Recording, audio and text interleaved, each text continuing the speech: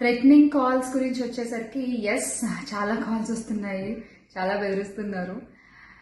ఒక ఒక రకమైన భయంగానే ఉంది నాకు కూడా.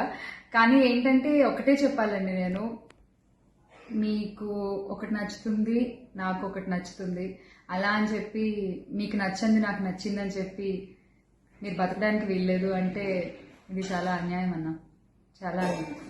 సో ప్లీజ్ దయచేసి ఏది కూడా వ్యక్తిగతంగా తీసుకోవద్దు. నేను వ్యక్తిగతంగా ఎవరిపైన విమర్శలు చేయలేదు, చెయ్యను కూడా. ఎప్పటికీ నాకు చాలా గౌరవం. ఎవరన్నా కూడా వ్యక్తిగత విమర్శలు ఏవి నేను ఎప్పుడు చేయలేదు, చేయని మళ్ళీ చెప్తున్నాను. సో దయచేసి మీరు కూడా ఏది పర్సనల్గా తీసుకోవద్దు. ఎస్, ఒక పార్టీని గెలిపించేటువంటి ప్రయత్నంలో నేను ఎంత చేయాలో అంతా చేశాను, ఉన్నదే చెప్పాను, లేనిది ఎక్కడా మాట్లాడలేదు. దయచేసి దాన్ని అర్థం చేసుకుంటారని కోరుకుంటున్నాను. ప్రియమైన ఆంధ్రప్రదేశ్ ప్రజలకి నమస్తే. జరిగిన ఎన్నికల్లో ప్రజలు ఇచ్చిన తీర్పుని స్వాగతిస్తున్నాము. ఖచ్చితంగా ఈ క్షేత్ర స్థాయిలో జరిగినటువంటి ఎన్నికల్లో ప్రజలదే అంతిమ తీర్పు. మీ తీర్పుని ఖచ్చితంగా స్వాగతిస్తున్నాం, గౌరవిస్తున్నాను. ముందుగా అఖండ విజయాన్ని మూటగట్టుకున్న కూటమికి ధన్యవాదాలు.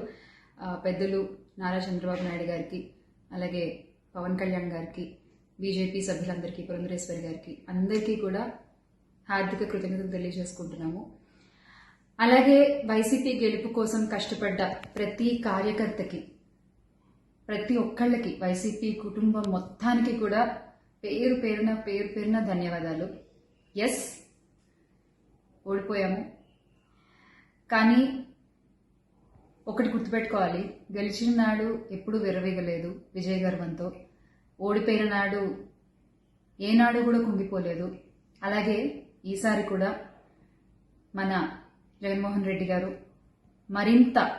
మరింత బలాన్ని పుంజుకుని మళ్ళీ ఖచ్చితంగా మీ అందరి సపోర్ట్తో మనందరం కలిసి జగనన్నతో నడిస్తే ఖచ్చితంగా మళ్ళీ ఒక మంచి ప్రభుత్వంగా మనం ఏర్పాటవుతాము.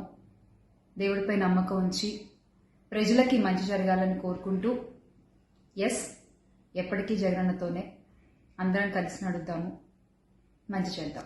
ఏదైనా ప్రజలకి మంచి జరగడం ముఖ్యం.